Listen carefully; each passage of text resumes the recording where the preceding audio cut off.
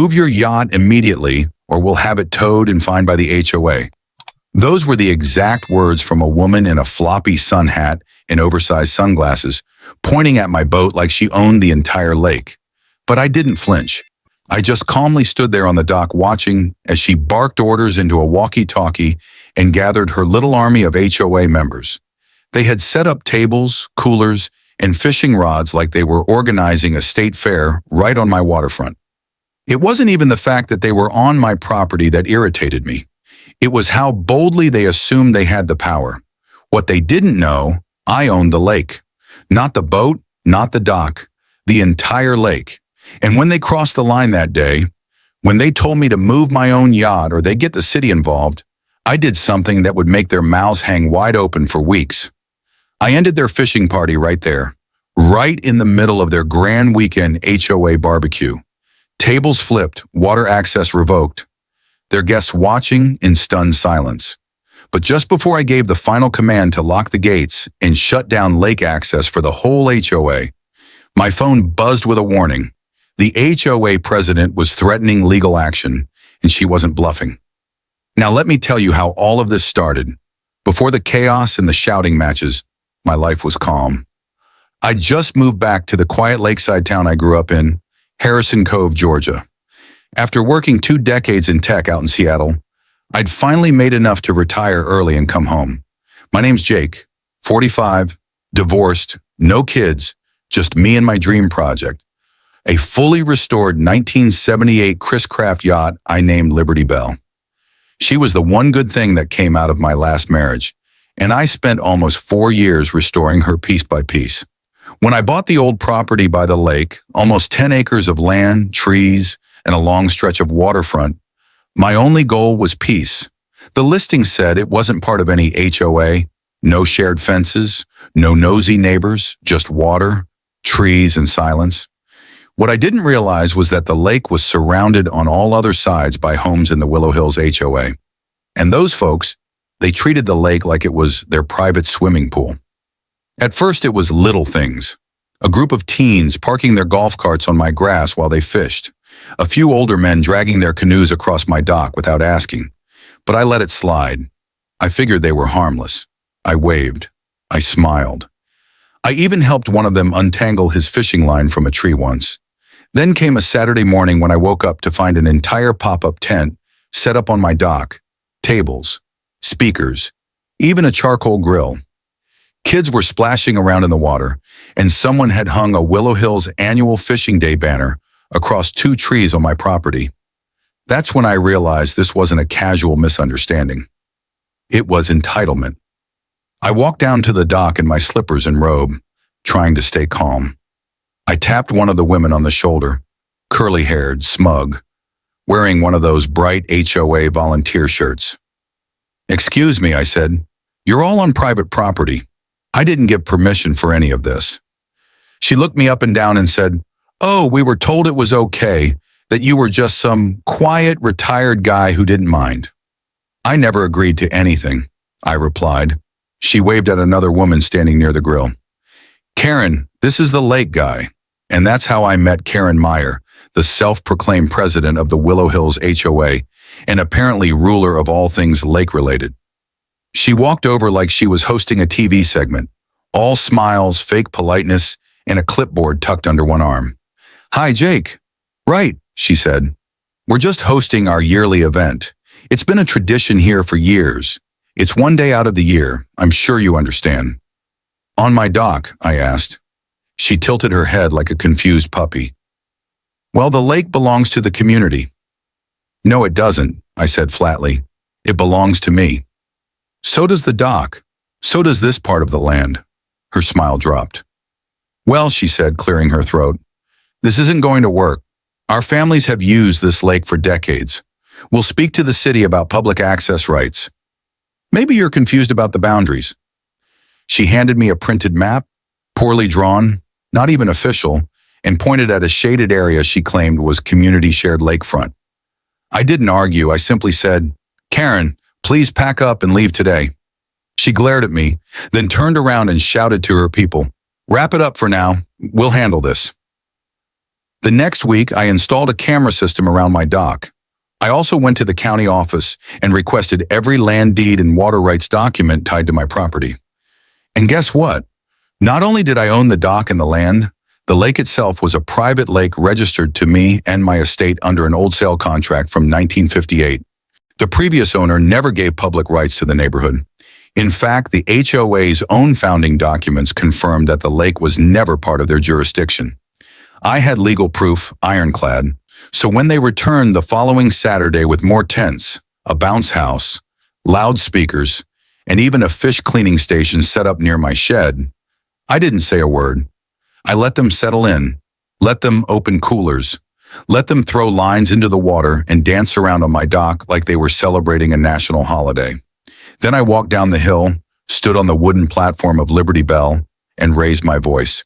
"This is your final warning." I shouted, "You're trespassing. I will shut this entire event down if you don't leave right now." Karen strutted toward me, this time with a red-faced man beside her, some new HOA board member she dragged along for backup. "You don't get to threaten us," she snapped. "We're reporting you to the sheriff. This lake doesn't belong to you." "I have the deed," I said calmly. "Then show it. I will in court." That's when she pointed directly at Liberty Bell and screamed, "Fine. Then move your yacht. You can't keep it here. It's blocking the view for the rest of the community." I raised an eyebrow. "You're asking me to move my yacht from my dock on my lake?" She crossed her arms.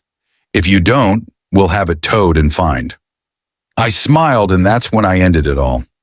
I reached for the remote in my pocket and pressed a button. Within seconds, the newly installed hydraulic gate swung shut across the only public road leading to the lake. My legal team had submitted the closure notice that morning. I posted no trespassing signs everywhere. Then, in full view of their guests, I stepped onto Liberty Bell, revved the engine, and pushed a button that activated the dock alarm system. A loud buzzing sound filled the air. The music stopped, the laughter died, and suddenly everyone realized their party was over. But just as the HOA began scrambling to call someone, probably the police, my phone buzzed again. Karen had gone too far this time. She had filed a formal complaint to the city council accusing me of obstructing communal recreation access, and now the city was getting involved. What happened next was worse than I expected. When I opened the city's email later that evening, I nearly laughed out loud. The subject line read, "Urton, community complaint regarding public lake use." Inside the email, the city's property coordinator asked me to attend an emergency zoning review due to multiple complaints from Willow Hills HOA about access restrictions to communal lake facilities. Communal. I read the paragraph again. There it was in Karen's carefully twisted words, an accusation that I had illegally seized control of shared recreational property and was now using a private yacht to prevent access to families and local homeowners. I wasn't angry, I was insulted. She made it sound like I was hoarding water. So I forwarded all the legal documents I had, deeds, surveys, water rights transfer records, photos of the private lake sign posted at 3 different locations around the property. I even added a scanned copy of the 1958 sale agreement that showed the lake wasn't just private, it was sealed off before the HOA even existed. Still, the city insisted on a meeting, and in small towns like Harrison Cove, those meetings turn into soap operas real fast. The moment I walked into the city council hall, I could feel the tension. A few HOA members sat in the back whispering and looking smug. Karen was at the front wearing pearls and holding a binder that looked like it belonged in a courtroom. "Jake Porter," said the council chair, "please state your position." I kept my voice calm. I explained how I purchased the land, how I restored the dock, how I tried to be neighborly until things went too far. I showed my paperwork. Thorough, clean, undeniable. Karen stood up next. She flashed fake concern. "It's just heartbreaking, really. Our children have grown up swimming in that lake. It was always open before Jake moved in. Now he's turned it into a war zone. He plays loud alarms. He docks a huge yacht that blocks everything. He's turned a community treasure into a fortress." She wiped an imaginary tear. The room was silent until someone in the crowd, a councilman named Greg, chimed in. "Wait, did you say the lake was always open? But this deed from 1958 says otherwise, and the county land maps don't show it as a public asset." Karen paused. Well, no one enforced it back then. That's the point. It's been a tradition. It feels like it belongs to all of us. I spoke up. Feelings don't equal ownership. Greg nodded slowly. He's right. The room grew colder. Karen's smile vanished. The council decided they'd take a week to make a formal statement, though they admitted privately that the evidence leaned entirely in my favor. But Karen wasn't done. Not even close. 2 days later, I noticed new flyers taped to mailboxes around the neighborhood. They read, "Save our lake. We need to stop selfish behavior before it destroys everything we love. Join us for a peaceful lake sit-in this Saturday. Bring chairs, fishing poles, and your voice. Our children deserve access." Below that was a blurry picture of me cropped from a news piece about my tech startup years ago, next to Liberty Bell, making me look like some out-of-fouch billionaire hoarding a natural resource. I didn't respond. I just kept working on sealing up my shoreline fence and tightening security. But when Saturday came, oh, it was anything but peaceful. By 9 a.m., over 40 people showed up with chairs, folding tables, and coolers. They weren't on my land, but they lined the public sidewalk outside my gate, waving signs and chanting, "Open our lake." Some even brought kids with little cardboard signs that read, "Let me swim too." I stood by the gate, silent, until Karen herself stepped forward with a megaphone. "We're not moving until our voices are heard," she yelled. "This lake belongs to all of us." I leaned forward and said calmly, "You're trespassing if you come even one step further." "Oh, come on," she hissed. "You think your fancy yacht makes you king? This is a community, and communities share, and communities respect property lines," I replied. She stepped back. "Fine, then we'll stay out here all day, all night if we have to." And she did. That night I could see the glow of campfires from my window. Tents popped up. Someone brought a speaker and played soft music. It was almost like they were trying to throw a lake-themed protest festival. I wasn't moved. I wasn't even angry anymore until I saw the damage the next morning. Someone had snuck in during the night. My boat's ropes had been cut and Liberty Bell was drifting sideways, knocking against the dock. One of the railing beams had been snapped clean off. Trash littered my shoreline. Beer bottles, snack wrappers, even used diapers. That was it. That was my line. I called the sheriff. By noon, patrol cars lined the road. The sheriff reviewed my footage clear as day and confirmed it was Karen's teenage son and 2 other boys from the neighborhood who broke in, loosened the ropes, and vandalized my dock. Karen pleaded with the officers. "It's just kids being kids. It was an accident. Boys will be boys." But this time, the sheriff didn't buy it. He cited the teens and told Karen she could face charges as their legal guardian. She went pale. The protest ended that very hour. The tents vanished. The signs disappeared, and for the first time in weeks, the dock was quiet again. But the peace didn't last long. The next morning, I received a letter, a cease and desist. Karen had hired a lawyer. She was now suing me for emotional distress caused by unjustified and malicious denial of community traditions.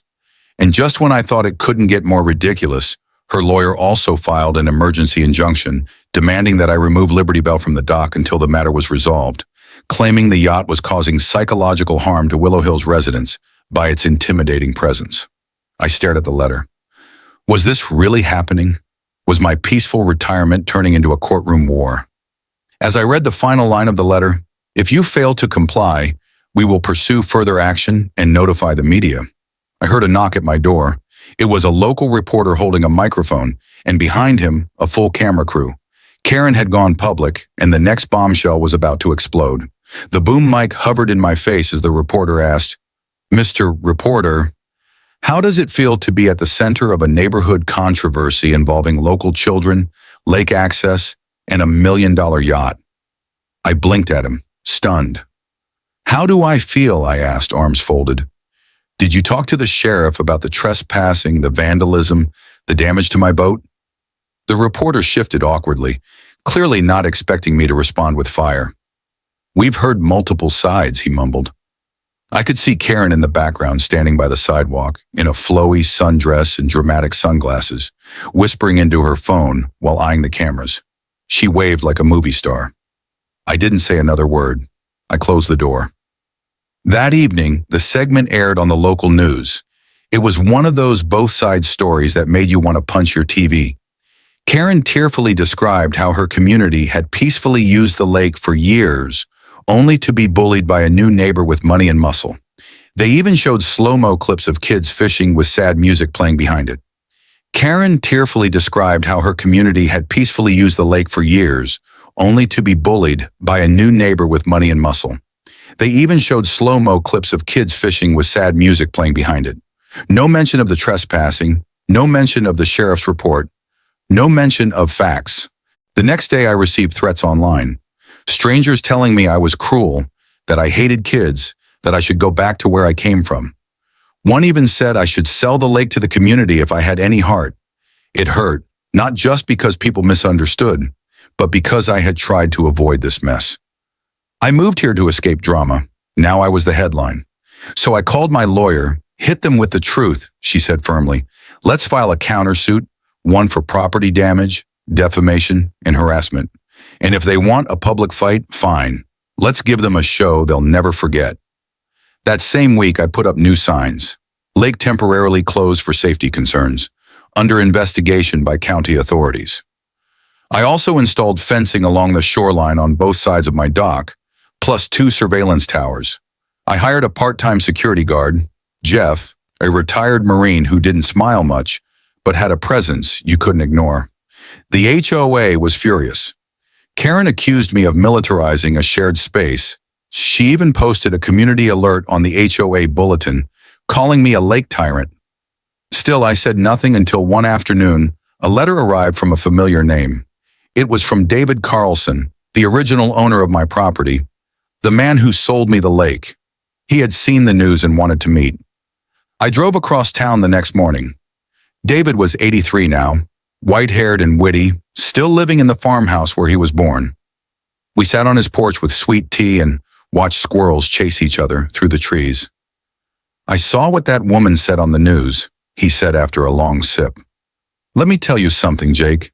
That lake, my father dug it. My grandfather planted every tree around it. It's yours now, but no one has the right to touch a drop without your say. I appreciate that, I said, but they're loud and stubborn. David chuckled. Willow Hills has always been like that. Back in the 80s, they tried to get us to pay dues just for using the road near their neighborhood. My father told them to shove it.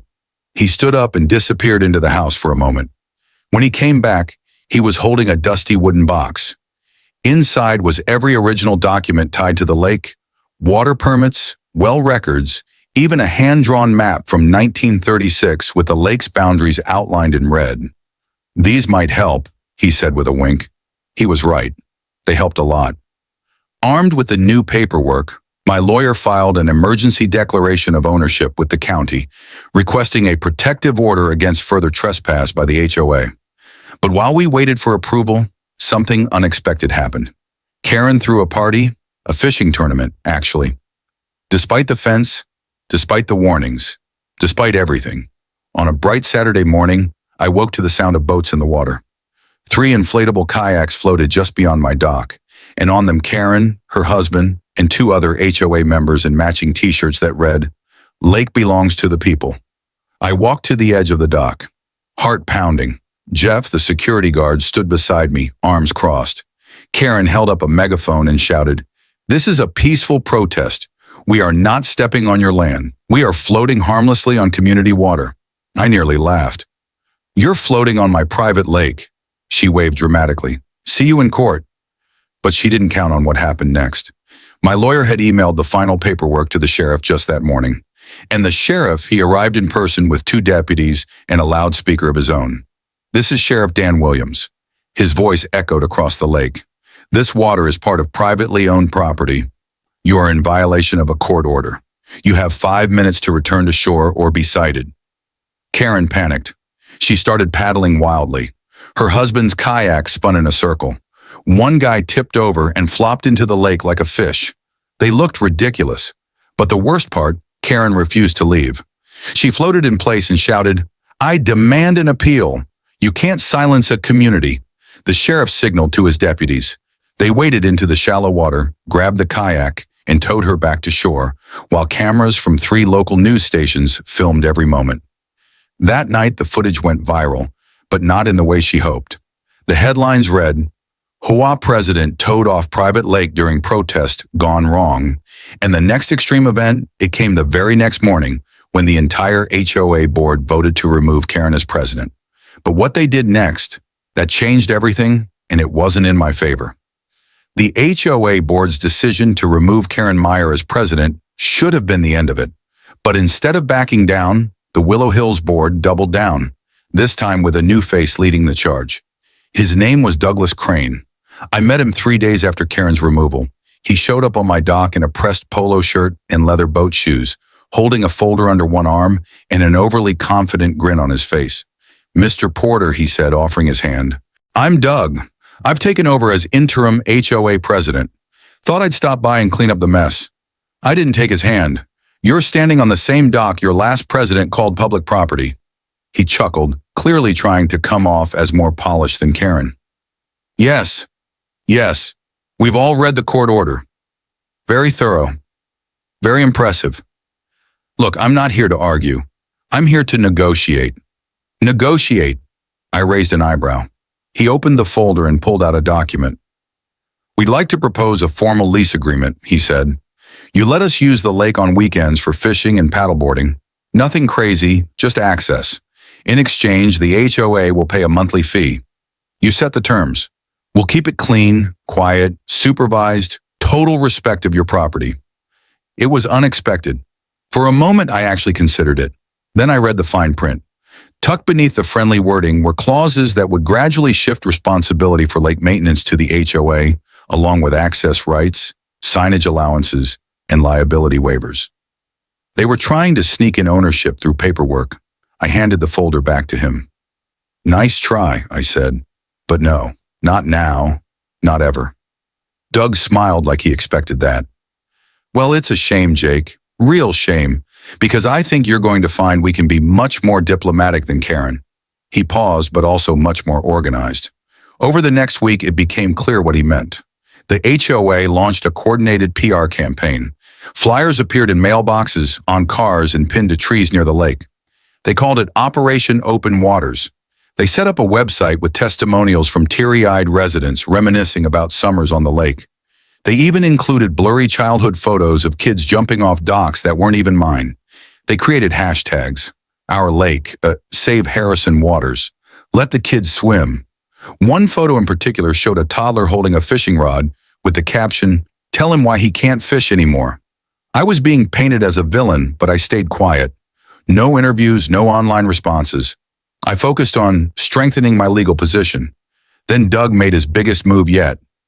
He threw a community-wide lake festival, not on my land, not even near my dock, but right on the narrow eastern inlet, where the lake kissed a strip of undeveloped land owned by the county. Public land, he called it, a celebration of Harrison's history. Booths, food trucks, a small stage with a live band. Hundreds of residents showed up. They didn't step onto my property, but they launched a fleet of rented canoes and inner tubes into the lake, dozens of them floating closer and closer to my dock. I stood on the shore, arms folded. Technically, Jeff muttered beside me. They're within legal range. I nodded for now, but I could see it happening again slowly. Creep by creep, boundary pushing under the mask of fun and games. That night, I walked the shoreline myself, flashlight in hand. That's when I saw it. Fresh tire marks near the back of my property where no vehicle should be. I followed them and found something that sent my heart racing. A generator, a water pump. Someone had set up a covert line leading from my lake to a massive plastic tank mounted in a flatbed truck hidden behind a row of bushes. I was stunned. They were stealing water. For what purpose? I didn't know. Maybe to sell, maybe for irrigation, maybe to create a new community water point they could claim had always existed. But one thing was clear. This was criminal. I called the sheriff immediately. By the time the patrol arrived, the truck was gone. But I had photos, tire tracks, serial numbers on the pump. Sheriff Dan rubbed his beard. Looks like you've got a saboteur. From the HOA? I asked. He shrugged. Hard to say, but it's bold. Real bold. He promised to investigate, but I could tell even he was getting tired of this mess. And I was too, until something changed. 2 days later, I received a letter from a lawyer. Not mine, not theirs. This one came from the Environmental Resources Office of Georgia. Apparently, someone filed a complaint claiming I was restricting natural water access to local wildlife and altering water levels through unnatural dock construction. I sat down slowly, rereading the lines. Someone was trying to get me environmentally fined. I looked up at the dock at Liberty Bell gently rocking on the waves and suddenly felt tired. Tired of fighting. Tired of the lies. Tired of the endless attacks. But just as I stood to go inside, Jeff came jogging up the path. "Jake," he said breathlessly, holding up his phone. "You need to see this." It was a video recorded that morning. It showed Doug standing in a backyard full of people during a private HOA board brunch, laughing and saying, "Don't worry, we'll break him down. That lake's as good as ours, he just doesn't know it yet." The crowd laughed. But what Doug didn't know, one of his own board members recorded that video and leaked it because not everyone in the HOA agreed with the plan. And what that board member told me next, it flipped the entire game upside down. Her name was Lisa Monroe, mid-30s, kind eyes, single mom of 2, and the HOA board's treasurer. She showed up at my gate that same evening, clutching a flash drive and glancing over her shoulder like she was part of a spy movie. I invited her inside, offered her iced tea, and waited as she nervously settled into a chair on my porch. "I don't agree with what they're doing," she said, lowering her voice. "It's not right. It stopped being about the lake a long time ago." I leaned forward. "Then what is it about?" Lisa took a deep breath. "Doug wants to turn the lake into a revenue source. His company's been pushing for a private recreation zone. He's already drafted proposals to build a floating cafe and charge kayak rentals. The HOA board thinks they'll all get a slice. He just needed you to give up control either by lawsuit and/or exhaustion." I was stunned. "So all the emotional kids on the dock nonsense was fake?" "No," she said softly. "Some people do miss the lake, but most of them don't even know what Doug's really planning. He's manipulating them." She handed me the flash drive. "This has emails, drafts, recorded Zoom calls, everything. I'm done covering for them. They bullied me into silence.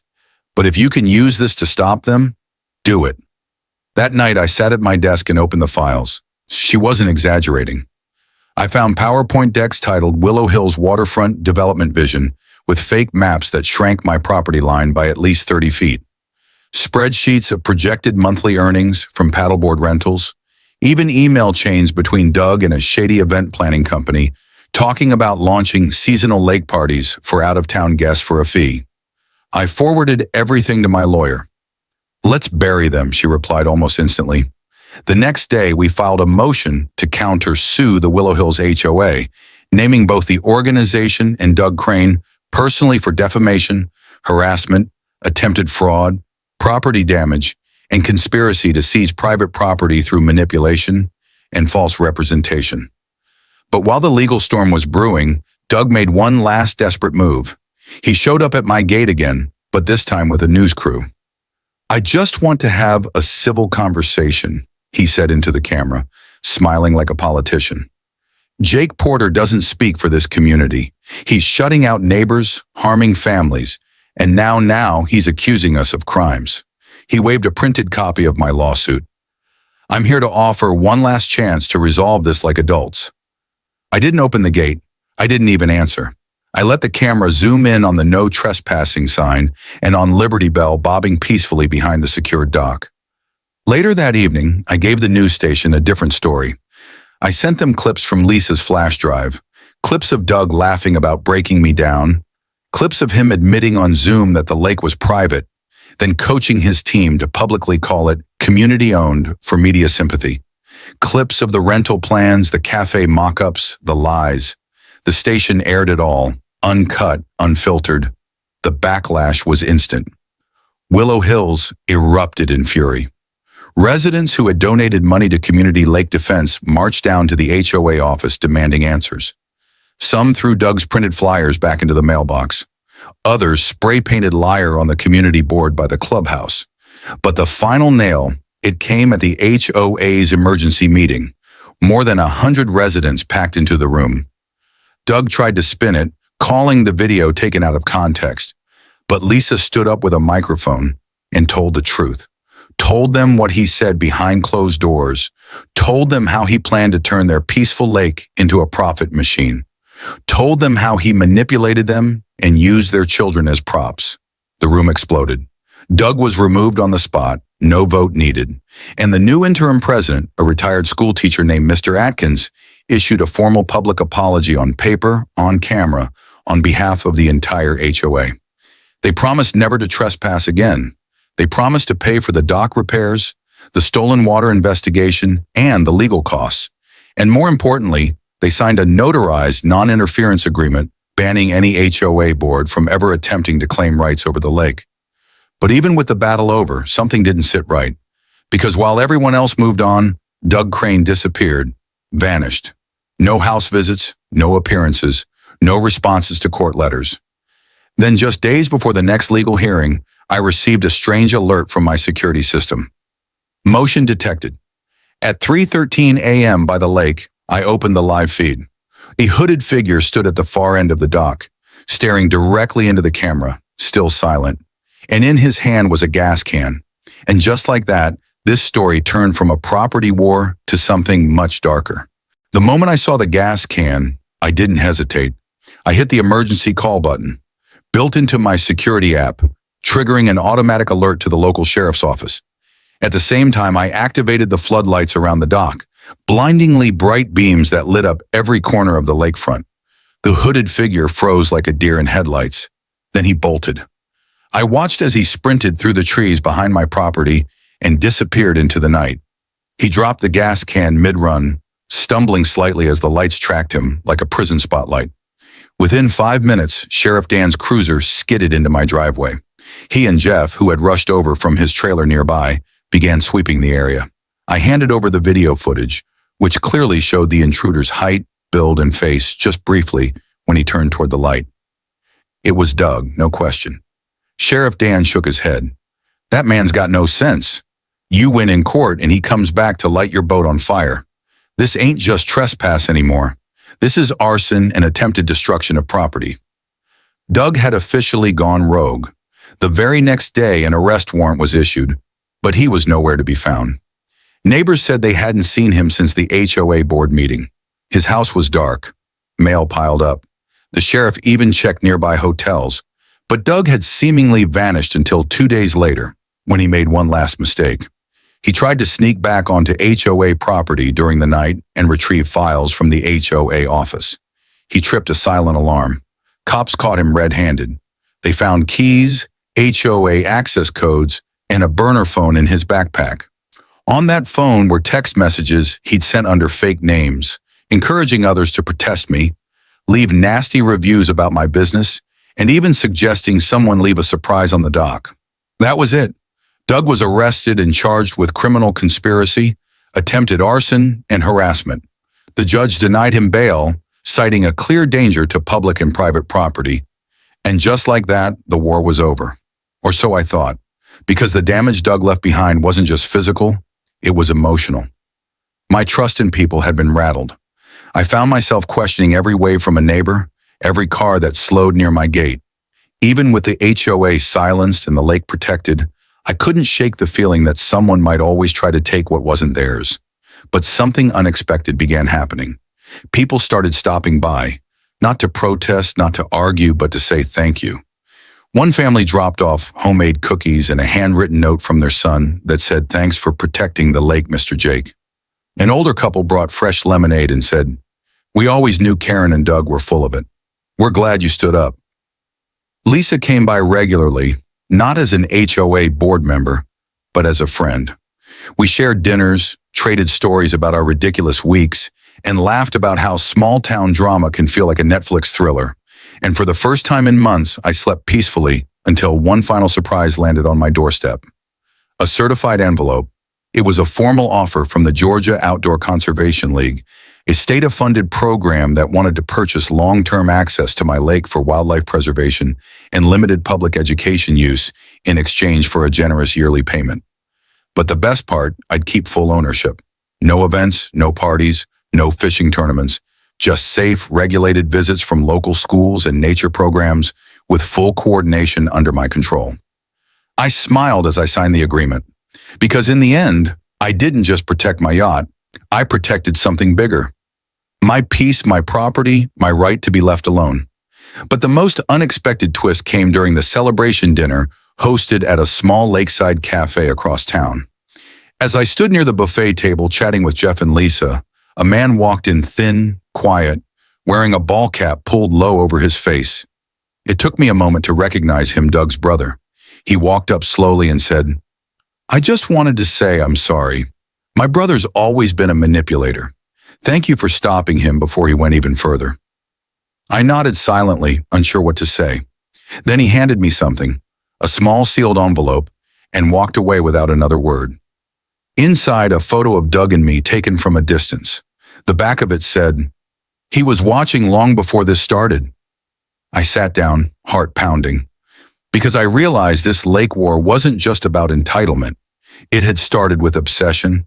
And while Doug was behind bars, I had no idea who else he may have convinced, because just when I thought it was over, a boat appeared in the middle of the night. No lights, no sound, floating in silence, watching from the center of my lake. I watched from my upstairs window, frozen. The boat in the middle of the lake didn't move. It sat quietly in the moonlight, as if whoever was on board knew exactly where every camera couldn't reach. I grabbed my binoculars. There was a figure still motionless facing my property. But the strange part, it wasn't Liberty Bell, and it wasn't any of the usual neighborhood canoes or kayaks either. This boat looked older, metallic, like something repurposed. The kind of vessel used for work, not leisure. I called Jeff immediately. "You sure it's not just a drifter?" he asked, already pulling on his boots. "No lights, no sound, just sitting there." "Same time Doug showed up last week," I replied. "Be there in 10. While I waited, I walked out to the dock with my flashlight and scanned the lake. The floodlights flicked on, cutting through the darkness in wide beams. I swept them left to right, trying to spot movement. But the boat was now gone. Just gone. No engine sound, no paddle splash. It had vanished. When Jeff arrived, we took out Liberty Bell and did a full loop of the lake. We found nothing, not even ripples where the boat had been. It was like it never existed. But I knew what I saw, and I wasn't crazy. The next morning, I checked all the camera feeds again, but somehow in the exact 5-minute window, when the boat appeared, 2 cameras glitched out, static lines across the screen, then, just as suddenly, back to normal. That was no coincidence. I called the sheriff again. He promised to investigate, but the evidence was thin. No one else saw the boat. No security footage caught the figure clearly. Even Jeff started to doubt, suggesting maybe it was a local kid playing a prank. But then came the final piece of the puzzle. Lisa stopped by that afternoon with a confession. "I didn't want to tell you before," she said, glancing nervously behind her. "But during one of our early board meetings before things exploded, Doug kept mentioning something about a plan B. He said if the lake couldn't be taken legally, he'd find someone who didn't care about legal." She looked at me, guilt in her eyes. I thought he was bluffing. But what if he meant someone else? I leaned forward. "You think he hired someone?" "I think he convinced someone," she said. "He used to spend hours on online forums. Said he knew people who handled things discreetly. I never asked questions, but now I wish I had." I looked out at the water, still peaceful, but under the surface, boiling. The next week, I took no chances. I hired a professional security firm to audit my entire property. They upgraded every camera, replaced glitch-prone systems, and installed thermal motion sensors along the shoreline. Jeff even moved into the small guest cabin at the back of the property just to keep a watchful eye. For a few weeks, everything stayed quiet until I received the letter. No name, no return address, just a single line inside, typed neatly on a plain sheet of paper. "The lake remembers, and some of us still want it back." Attached was a printed photo of Liberty Bell taken from the middle of the lake at night. They had been back. Someone was still watching. I handed the letter to the sheriff. He took it seriously this time and launched a quiet investigation, but without fingerprints or a return address. It was another ghost in the mist. That evening, I stood on the dock staring into the water. Lisa joined me after dinner. "Do you regret it?" she asked softly. "Fighting them?" She nodded. I paused, then shook my head. "No, I regret that people think they can take whatever they want just because they're loud or organized or entitled." She smiled faintly. "You changed the way people think about this place, Jake. You reminded everyone that respect still matters. I just wanted to be left alone." I sighed. She nudged my arm gently. "You also reminded us that standing your ground doesn't mean standing alone." We sat there for a long time, watching the sun sink behind the trees, painting the lake gold. The fight was over. On paper, the lawsuits had ended. The HOA was silent. Doug remained in custody, awaiting trial. But deep down, I knew the story wasn't really finished because the lake, it was peaceful, beautiful, and valuable. There would always be someone who wanted it, but now I was ready. I had my guard. I had my documents. I had my team. And most of all, I had earned that peace. So if they ever came again, let them try. Because the lake may have made me a target, but it also made me a fighter. And from now on, no one takes one ripple without my permission. Not the HOA, not a rogue neighbor, not a shadow in the night. Because I didn't just win back my land. I reclaimed my voice, and Liberty Bell, she'll keep floating proudly on the water I own forever.